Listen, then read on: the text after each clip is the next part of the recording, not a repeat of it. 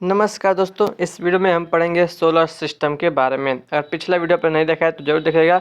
उसमें हमने पढ़ा था ब्रह्मांड के बारे में। ठीक है, तो आइए सौरमंडल पढ़ते हैं। तो सूर्य तथा सूर्य के चारों ओर चक्कर लगाने वाले विभिन्न ग्रहों, उपग्रहों, क्षुद्र ग्रहों या लघु ग्रहों, धूमकेतुओं या पुच्छल ताराओं, उल्काओं तथा अन्य आकाशीय पिंडों के समूह को सौरमंडल कहते हैं। सौरमंडल में सूर्य का प्रभुत्व है। सौरमंडल के समस्त ऊर्जा का स्रोत भी सूर्य ही है। ठीक है, सौरमंडल की उत्पत्ति से संबंधित प्रमुख सिद्धांत देख लीजिए। पहला है अद्वैतवादी संकल्पना। इसमें दो टॉपिक आता है। वायव्य राशि परिकल्पना 1755 में यह दिया था किसने? इमैनुअल कांट ने दिया था। दूसरा है द्वैतवादी संकल्प नहीं, दूसरा है निहारिका परिकल्पना, इसलिए दिया था 1796 में लाप्लास ने। ठीक है, दूसरा है अद्वैतवादी संकल्पना। इसमें तीन तीन टॉपिक आते हैं। ग्रहाणु परिकल्पना, ये दिया था किसने? 1905 में टीसी चैम्बरलेन ने। और दूसरा है ज्वारीय परिकल्पना 1919, जेम्स जीन्स एंड जेफरीज ने। तीसरा है द्वैतारक परिकल्पना, एच.एन. रसेल ने दिया था। ठीक है, तीसरा देखिए सुपरनोवा या नवतारा विस्फोट परिकल्पना, यह दिया था फ्रेड होयल एंड लिटी लटन ने। ठीक है, चौथा है बिग बैंग तथा स्फीति सिद्धांत, या इसे को कहते हैं महाविस्फोट सिद्धांत। ये बहुत ही इम्पोर्टेंट है।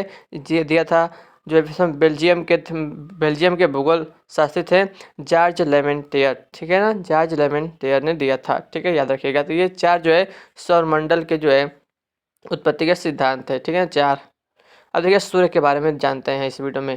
देखिए सूर्य के बारे में देखेंगे। सूर्य हमारी आकाश गंगा के 10 अरब तारों में से एक है, जिसे सौरमंडल का जनक, प्रधान या मुखिया कहा जाता है। इस प्रकार सूर्य सौरमंडल का सबसे बड़ा सदस्य है। यह हमारी आकाश गंगा जो है दूध मेखला यानी कि मिल्की वे के केंद्र से लगभग 30,000 प्रकाश वर्ष की दूरी, पृथ्वी से जो है 14,96,00,000 यानी 14.96 करोड़ किलोमीटर की दूरी पर है। 14,96,00,000 किलोमीटर। ठीक है, सूर्य दूध मेखला आकाशगंगा के केंद्र की 250 किलोमीटर प्रति सेकेंड की गति से परिक्रमा कर रहा है। निरंतर प्रवाहित सौर पवन सूर्य से निकलती रहती है। यह प्रवाहित पवन बराबर संख्या में इलेक्ट्रॉन और प्रोटॉन रखती है, जिसको प्लाज्मा कहा जाता है। सूर्य के प्रकाश को पृथ्वी तक पहुंचने में 8 मिनट 16.6 सेकंड का समय लगता है। सौर ज्वाला को उत्तरी ध्रुव पर ऑरोरा बोरियालिस और दक्षिणी ध्रुव पर ऑरोरा ऑस्ट्रेलिस कहते हैं। ठीक है, सूर्य का व्यास 13,92,000 किलोमीटर है, जो पृथ्वी के व्यास का लगभग 110 गुना है। सूर्य हमारी पृथ्वी से 13 लाख गुना बड़ा है और पृथ्वी को सूर्य ताप का 2 अरबवां भाग मिलता है। ठीक है, अब देखिए ब्रह्मांड वर्ष क्या होता है। कॉस्मोस ईयर, सूर्य का परिक्रमण काल, दूध मेखला के केंद्र के चारों ओर एक चक्कर लगाने में लगा समय लगभग 25 करोड़ वर्ष है, जिसे ब्रह्मांड वर्ष यानी कि कॉस्मोस ईयर कहते हैं। सूर्य अपने अक्ष पर पूर्व से पश्चिम की ओर घूमता है। किधर से किधर? पूर्व से पश्चिम की ओर घूमता है। इसका मध्य भाग 25 दिनों में व ध्रुवीय भाग 35 दिनों में एक घूर्णन पूरा करता है। सूर्य एक गैसीय गोला है जिसमें हाइड्रोजन 71%, हीलियम 26.5% एवं अन्य तत्व 2.5% है। सूर्य का केंद्रीय भाग यानी कोर कहलाता है। इसका तापमान 1.5 करोड़ डिग्री सेल्सियस होता है तथा सूर्य के बाहरी का सतह का तापमान 6,000 डिग्री सेल्सियस होता है। हैंस बेथ ने बताया है कि 1 करोड़ डिग्री सेल्सियस ताप पर सूर्य के केंद्र पर 4 हाइड्रोजन नाभिक मिलकर एक हीलियम नाभिक का निर्माण करता है। अर्थात सूर्य के केंद्र पर नाभिकीय संलयन होता है, जो सूर्य की ऊर्जा का स्रोत है।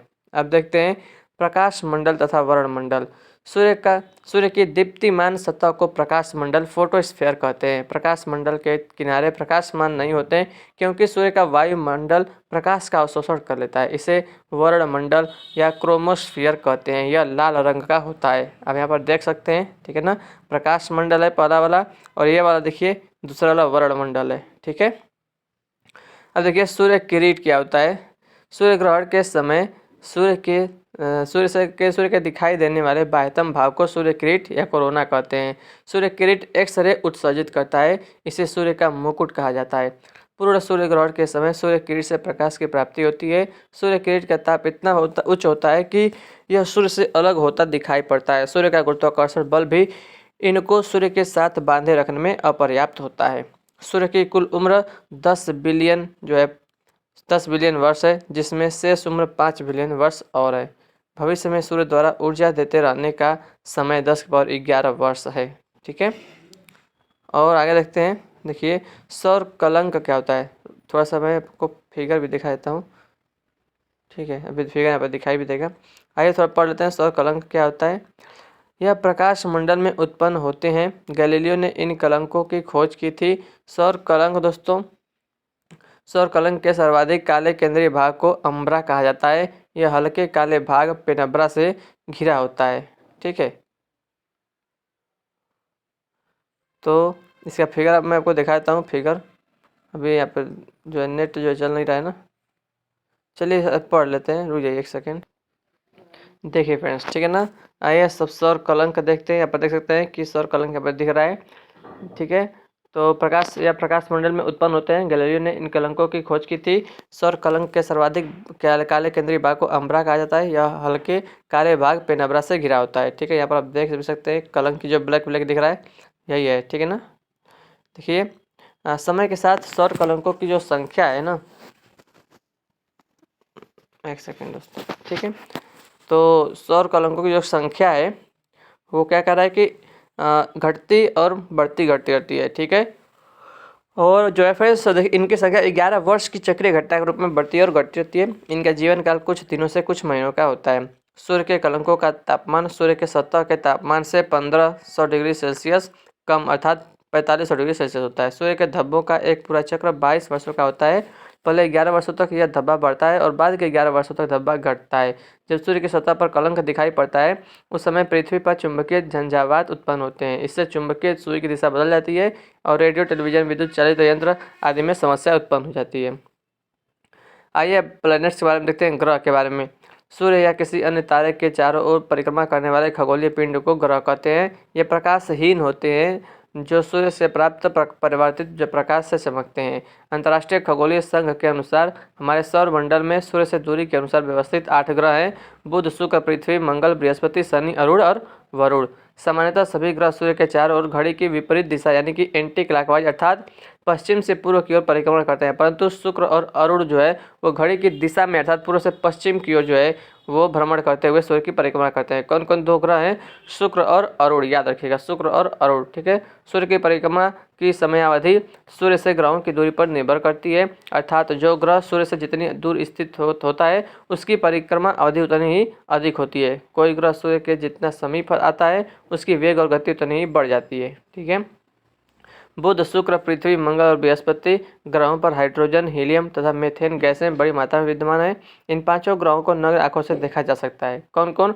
बुध, शुक्र, पृथ्वी, मंगल और बृहस्पति को हम नंगी आंखों से, खुली आंखों से देख सकते हैं। ठीक है ना, परंतु अन्य ग्रहों को खुली आंखों से नहीं देखा जा सकता। ठीक है, अब देखिए ग्रहों के प्रकार। दोस्तों ग्रहों को 2 भागों में विभाजित किया गया है। ठीक है ना, ग्रहों को 2 भागों में, पहला है पार्थिव या आंतरिक ग्रह भी कहते हैं इसके। ठीक है ना, क्या कहते हैं? पार्थिव या आंतरिक ग्रह। इंग्लिश में कहे तो टेरेस्ट्रियल या इनर प्लैनेट। ठीक है, पार्थिव ग्रह दोस्तों छोटे और ठोस होते हैं। ठीक है ना, जिसके अंतर्गत कौन ग्रह आते हैं? बुध, शुक्र, पृथ्वी और मंगल। ठीक है, अर्थात बुध, शुक्र, पृथ्वी, मंगल को पार्थिव ग्रह कहा जाता है क्योंकि ये पृथ्वी के सदृश होते हैं। ठीक है, इनको हम नंगी आंखों से देख सकते हैं। ठीक है, अब देखिए आगे बढ़ते हैं।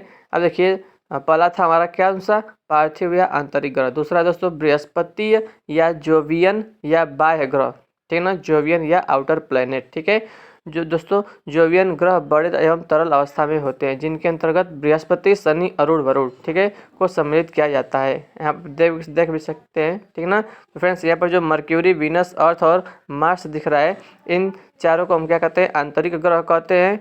ठीक है, या आंतरिक ग्रह कह सकते हैं या फिर पार्थिव ग्रह कह सकते हैं। ठीक है, और जो बाकी सारा जुपिटर, सैटर्न, यूरेनस और नेपच्यून यानी कि बृहस्पति, शनि, अरुण, वरुण, इन दोनों को हम क्या कहते हैं? Jovial planet. ठीक है ना, या बाह्य ग्रह कहते हैं। ठीक है, और यहाँ पर इनका क्रम देख लीजिए। सूर्य से दूरी के अनुसार ग्रहों का क्रम है बुध, शुक्र, पृथ्वी, मंगल, बृहस्पति, शनि, अरुण और वरुण। यानी कि सूर्य के सबसे निकट का ग्रह बुध और सबसे दूर स्थित है वरुण। ठीक है, और आकार के अनुसार देखिए सबसे बड़ा ग्रह है बृहस्पति, उसके बाद शनि, फिर अरुण और वरुण, उसके बाद है पृथ्वी, शुक्र, मंगल और बुध। ठीक है ना, तो दोस्तों सबसे बड़ा हो गया बृहस्पति और सबसे छोटा हो गया बुध ग्रह।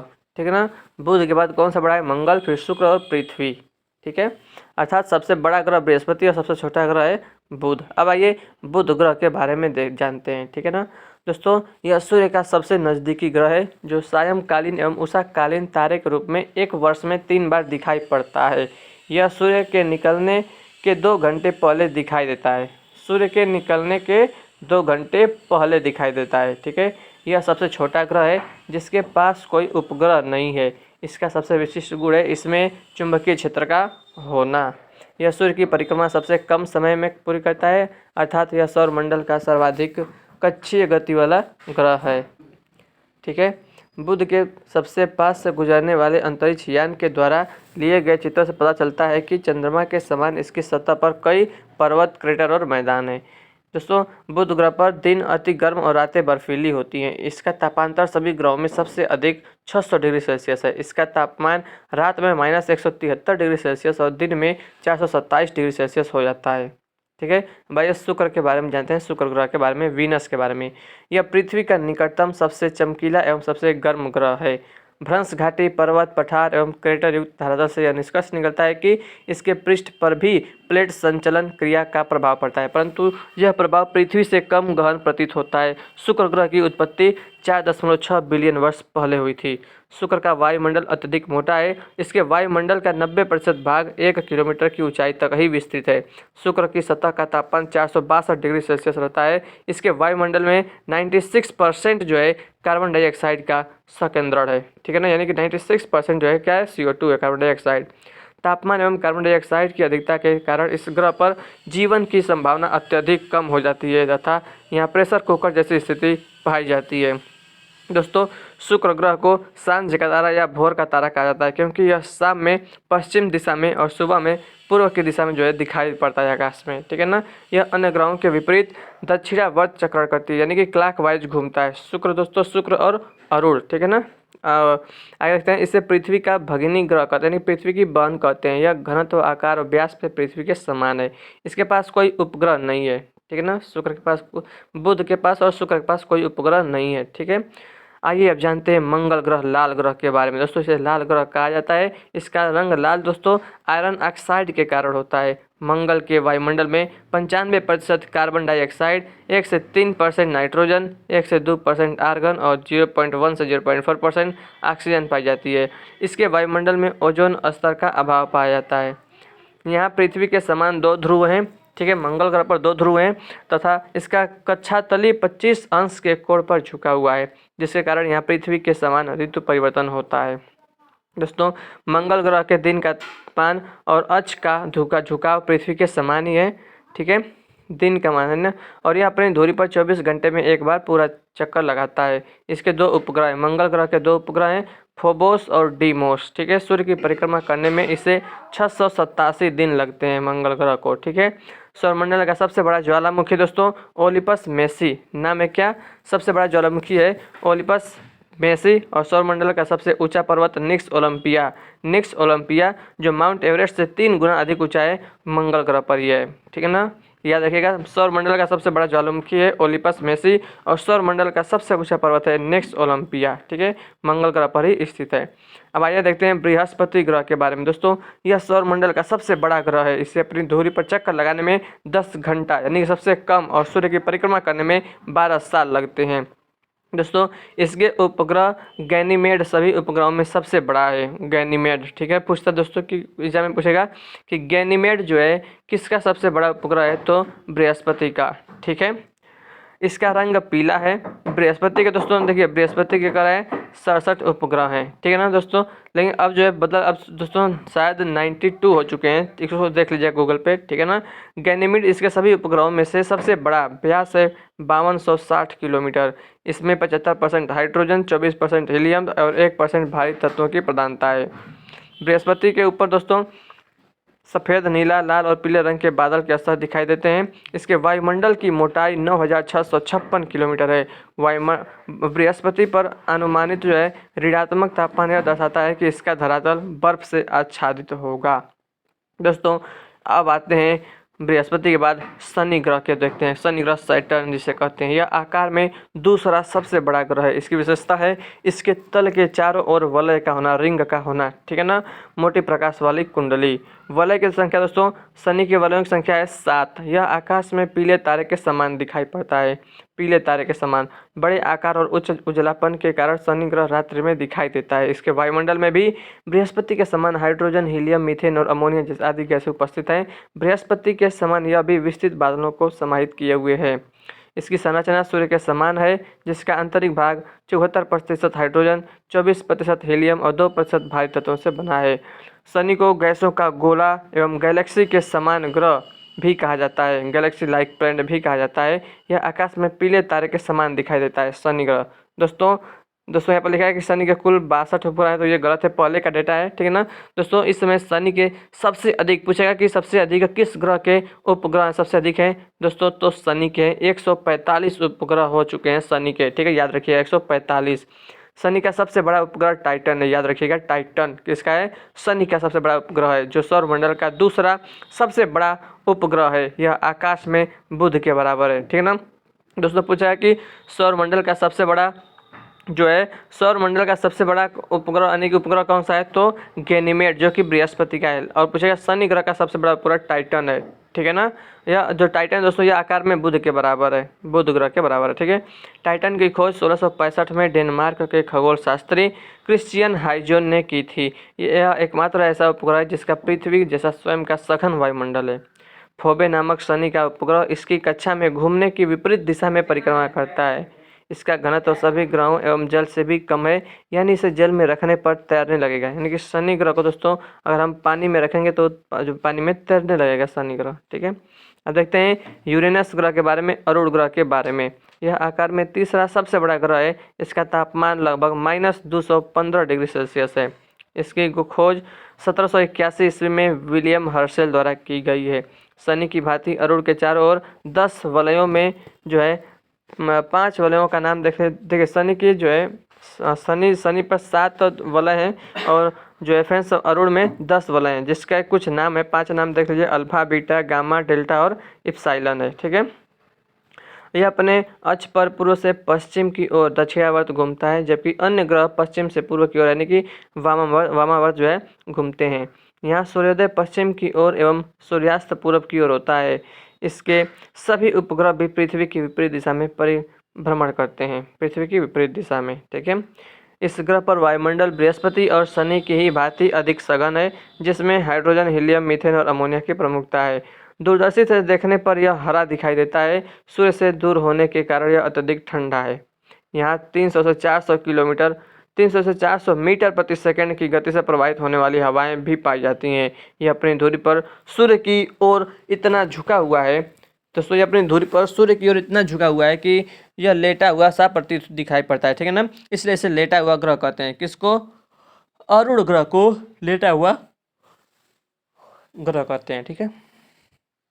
इसके कुल उपग्रहों की संख्या 27 है। इसका सबसे बड़ा उपग्रह टाइटेनिया है, इसका अरुण का, ठीक है।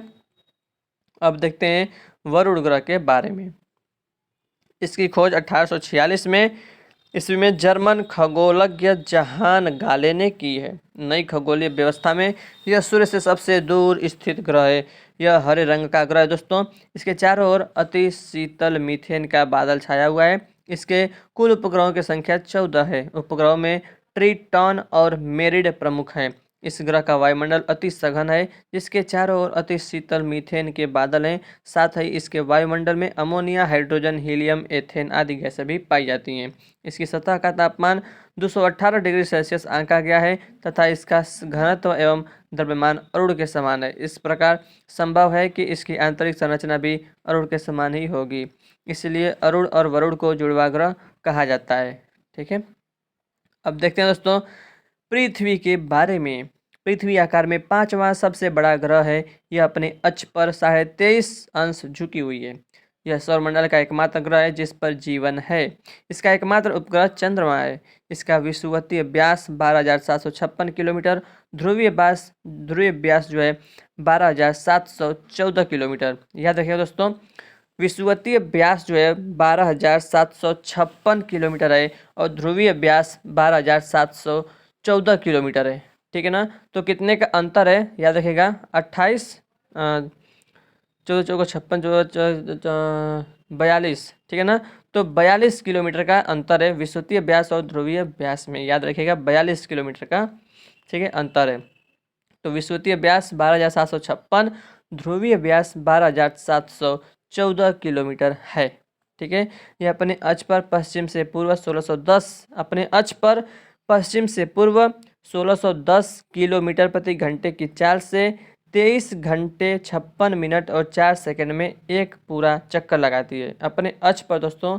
ठीक है ना, अपने अक्ष पर जैसे हम कहते हैं कि 24 घंटे में पृथ्वी जो है अपने अक्ष पर मतलब एक चक्कर पूरा कर लेती है। ठीक है ना, तो करेक्ट याद रखिएगा, स्पीड कितनी है 1610 किलोमीटर प्रति घंटे की चाल से 23 घंटा 56 मिनट और 4 सेकेंड में एक चक्कर पूरा लगाती है। पृथ्वी की इस गति को घूर्णन या दैनिक गति कहते हैं। ठीक है ना दोस्तों, देखिए पृथ्वी सूर्य का चक्कर लगाती है तो उसमें परिक्रमण कहते हैं कि सूर्य का परिक्रमा कर रही है, परिक्रमण कर रही है। ठीक है, और दोस्तों अपने अक्ष पर घूमने को क्या कहते हैं, घूर्णन कहेंगे या दैनिक गति कहेंगे या परिभ्रमण कहेंगे। ठीक है, इसी गति के कारण दोस्तों दिन रात होते हैं।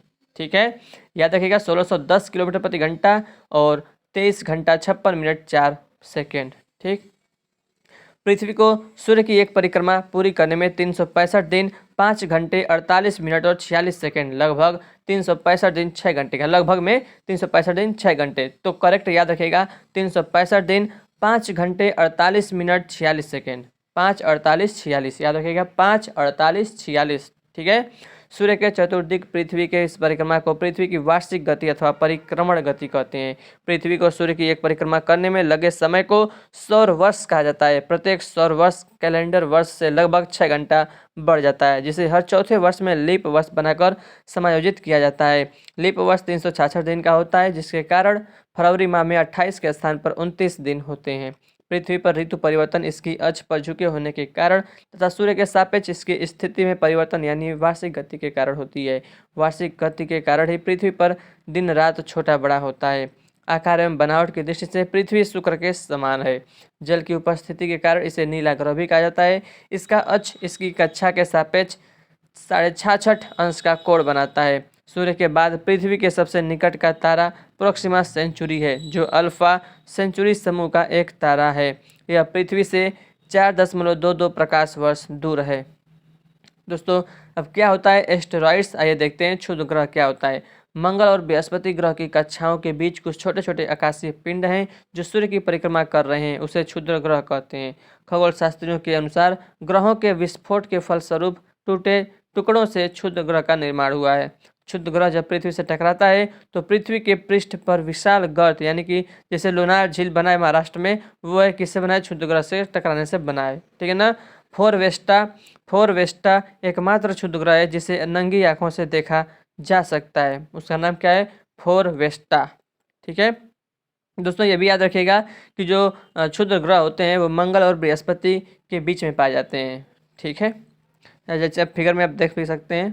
ठीक है, आइए उपग्रह क्या होता है, उपग्रह क्या होता है ये देख लेते हैं। उपग्रह वे आकाशीय पिंड हैं जो अपने ग्रहों के साथ साथ सूर्य की भी परिक्रमा करते हैं। ग्रहों की भांति इनकी भी अपनी चमक नहीं होती, अतः ये भी सूर्य के प्रकाश से ही प्रकाशित होते हैं। ग्रहों के समान उपग्रहों का भ्रमण पथ भी पैराबोलिक यानी कि परवलयाकार होता है। बुध और शुक्र का कोई उपग्रह नहीं है। सबसे अधिक उपग्रह दोस्तों यहाँ पर गलत लिखा है, ठीक है ना, याद रखिएगा। सबसे अधिक जो उपग्रह है दोस्तों इस समय शनि का है, 145 उपग्रह है। ठीक है ना, पृथ्वी का एकमात्र प्राकृतिक उपग्रह कौन सा है, चंद्रमा। यहाँ पर आप फिगर भी देख सकते हैं। ठीक है, और आइए यहाँ पर देख लेते हैं। देखिए बुध और शुक्र के एक भी उपग्रह नहीं है, पृथ्वी का एक उपग्रह है चंद्रमा, मंगल के 2 उपग्रह हैं। ठीक है ना, तो कौन कौन से, फोबोस और डिमोस। बृहस्पति के दोस्तों याद रखिएगा कि 92 हैं इस समय, और शनि के 145 हैं, अरुण के 27 हैं, वरुण के 14 है। ठीक है, याद रखिएगा। आइए चंद्रमा के बारे में देख लेते हैं। चंद्रमा की सतह और उसकी आंतरिक स्थिति का अध्ययन करने वाला विज्ञान सेलेनोलॉजी कहलाता है। मोस्ट इंपॉर्टेंट है ये क्वेश्चन, बहुत मोस्ट इंपॉर्टेंट दोस्तों। ठीक है ना, चंद्रमा की सतह और उसकी आंतरिक स्थिति का अध्ययन करने वाला विज्ञान क्या कहलाता है, सेलेनोलॉजी कहलाता है। चंद्रमा एवं पृथ्वी के बीच की औसतन दूरी दोस्तों 3,84,365 किलोमीटर है। चंद्रमा और पृथ्वी के बीच की दूरी 3,84,365 किलोमीटर है। चंद्रमा पर काले धब्बे वाले क्षेत्र धूल के मैदान को शांति सागर कहते हैं। ठीक है ना, काले धब्बे वाले क्षेत्र को क्या कहते हैं, शांति सागर कहते हैं। यह चंद्रमा का पिछला भाग है जो अंधकारमय होता है। चंद्रमा पर वायुमंडल नहीं है तथा बादल भी नहीं दिखते। इसका आंतरिक भाग ठंडा है। इसके ऊपर अनेक ज्वालामुखी और उससे बने क्रेटर पाए जाते हैं। ठीक है ना, चंद्रमा के दक्षिणी ध्रुव पर स्थित लिबनीज पर्वत, उसकी ऊंचाई दोस्तों 10,668 मीटर है। चंद्रमा का उच्चतम पर्वत है। चंद्रमा को जीवाश्म ग्रह भी कहा जाता है। दोस्तों जीवाश्म ग्रह किसको कहा जाता है, याद रखिएगा, चंद्रमा को जीवाश्म ग्रह कहा जाता है। ठीक है ना दोस्तों। चंद्रमा के दक्षिणी ध्रुव पर स्थित है क्या, लिबनीज पर्वत। लिबनीज पर्वत दोस्तों ऊंचाई कितना है, 10,668 मीटर है। ठीक है। चंद्रमा पृथ्वी की एक परिक्रमा लगभग 27 दिन 8 घंटे में पूरी करता है, जिसे हम लगभग करते हैं 28 दिन में। ठीक है ना, तो करेक्ट याद रखिएगा, 27 दिन 8 घंटे में पूरी करता है और इतने ही समय में अपने अक्ष पर एक घूर्णन करता है। यही कारण है कि चंद्रमा का सदैव एक ही भाग दिखाई पड़ता है। ठीक है। हम पृथ्वी से चंद्रमा का लगभग 57% भाग को ही देख सकते हैं। कितना, 57%। चंद्रमा का अक्ष तल जो है पृथ्वी की अक्ष के साथ 58 डिग्री का अक्ष कोण बनाता है। चंद्रमा पृथ्वी के अक्ष के लगभग समानांतर है। इसका परिक्रमण पथ भी दीर्घवृत्ताकार है, पैराबोलिक है। ठीक है, पैराबोलिक नहीं, दीर्घवृत्ताकार है। ठीक है।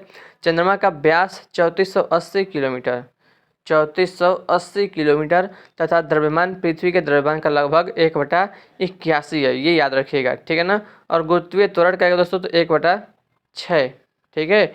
पृथ्वी के द्रव्यमान का चंद्रमा दोस्तों 1/81 है और व्यास पृथ्वी चंद्रमा का है 3480 किलोमीटर।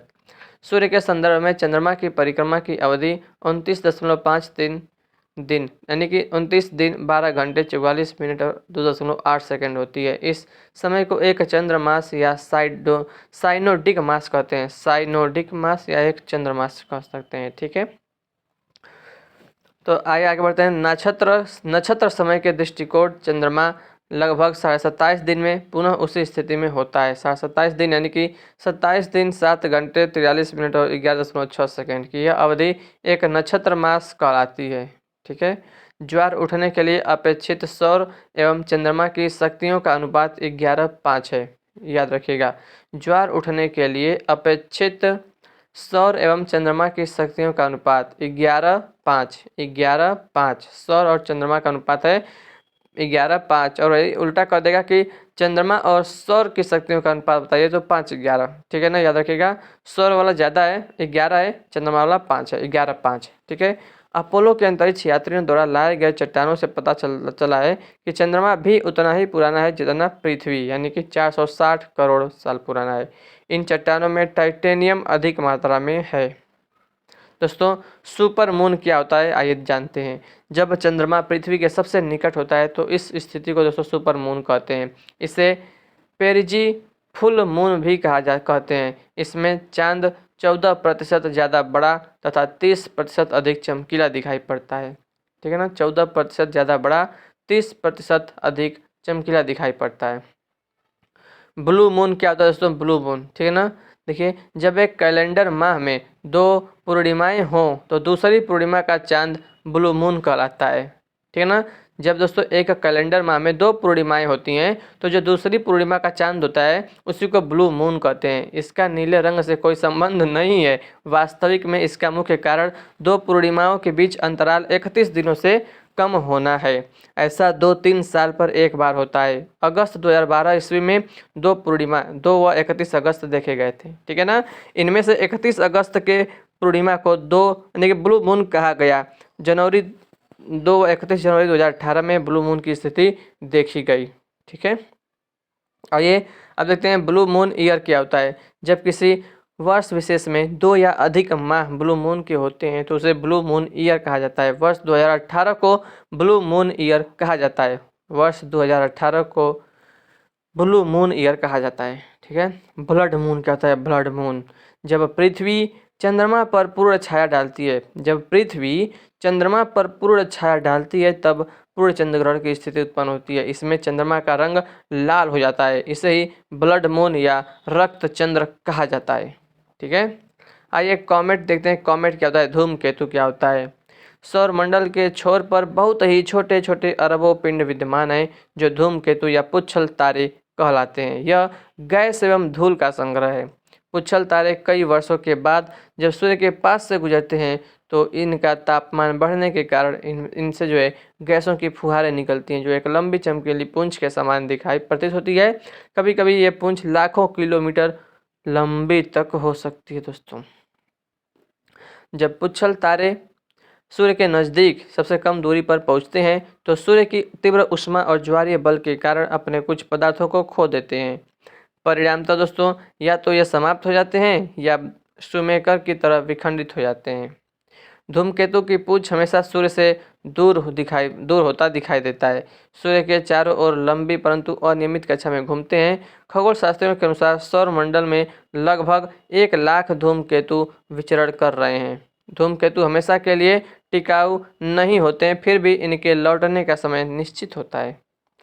हैले नामक धूमकेतु का परिक्रमण काल 76 वर्ष है।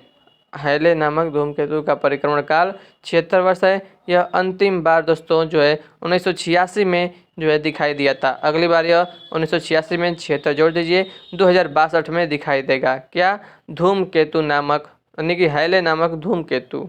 ठीक है, इसका परिक्रमण काल याद रखिएगा 76 वर्ष। ठीक है, अब देखिए उल्का क्या होता है। मीटियोर्स और उल्का पिंड मीटियोराइट्स। तो उल्का और यानी कि मीटियोर्स और मीटियोराइड, उल्का और उल्का पिंड। तो उल्का देखिए क्या होता है, मीटियोर्स क्या होता है दोस्तों। फिगर भी आप देख सकते हैं, फिगर भी बनाया गया है, ठीक है ना। उल्काएं प्रकाश की चमकीली धारी के रूप में दिखते हैं जो आकाश में क्षण भर के लिए चमकती हैं और लुप्त हो जाती हैं।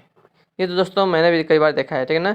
उल्काएं दोस्तों क्षुद्र ग्रहों के टुकड़े तथा धूमकेतुओं द्वारा पीछे छोड़े गए धूल के कण होते हैं। कभी कभी ये पृथ्वी के वायुमंडल में प्रवेश कर जाते हैं। धूल व गैस निर्मित ये पिंड जब वायुमंडल में प्रवेश करते हैं तो पृथ्वी के गुरुत्वाकर्षण के कारण तेजी से पृथ्वी की ओर आकर्षित होते हैं तथा वायुमंडलीय घर्षण से चमकने लगते हैं। इसलिए इन्हें टूटता हुआ तारा कहा जाता है, शूटिंग स्टार कहा जाता है। ठीक है ना दोस्तों, ये क्या होते हैं, उल्का होते हैं। उल्का मीटियोर्स कहते हैं उनको, मीटियोर्स। ठीक है ना। पृथ्वी के धरातल से 80 किलोमीटर की ऊंचाई तक पहुंचते पहुंचते लगभग सभी उल्का घर्षित होकर पूर्णतः नष्ट हो जाते हैं। ठीक है ना।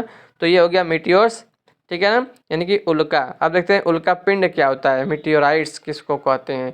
जब उल्का जलकर नष्ट न होकर एक पिंड के रूप में पृथ्वी पर आ गिरता है तब उसे उल्का पिंड या उल्कास्म कहते हैं।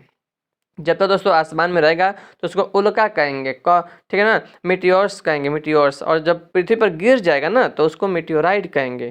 ठीक है। पृथ्वी की सतह पर मिलने वाला सबसे बड़ा उल्का पिंड होबा वेस्ट है। होबा वेस्ट जो नामीबिया के ग्रुटफोंटिन के पास पाया गया है। पृथ्वी की सतह पर मिलने वाले उल्का का अवशिष्ट गोला ग्लासी पदार्थ टेक्टाइट कहलाता है। क्या कहता है, टेक्टाइट।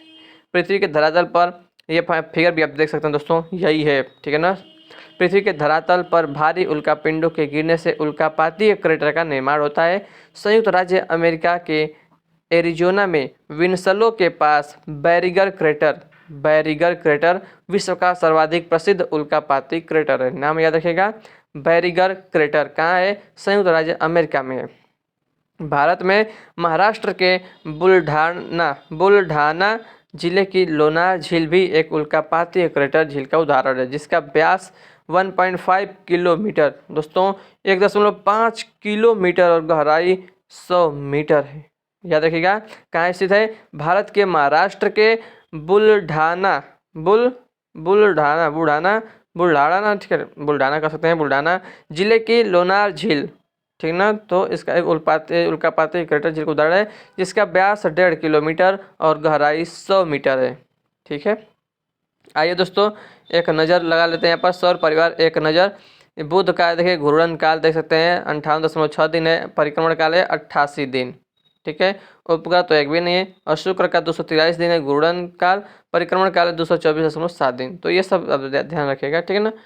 तो बस इसको आप देख लीजिए, यहाँ से ज़्यादा तो आता नहीं है। ठीक है। तो दोस्तों तो यहाँ पर हमने पूरा सौर मंडल ख़त्म कर दिया पढ़कर। ठीक है दोस्तों। तो फ्रेंड्स इस वीडियो को लाइक जरूर करिएगा, शेयर कर दीजिएगा, चैनल पर नए चैनल को सब्सक्राइब जरूर कर दीजिएगा। ठीक है ना। तो दोस्तों अब मिलते हैं आपसे अगले वीडियो में अगले नेक्स्ट टॉपिक को लेकर। ठीक है ना फ्रेंड्स। तो कैसा लगा आपको वीडियो कमेंट करके जरूर बताइएगा। ठीक है ना। तो फ्रेंड्स मिलते हैं आपसे नेक्स्ट वीडियो में, तब तक के लिए दोस्तों जय हिंद, जय भारत, वंदे मातरम।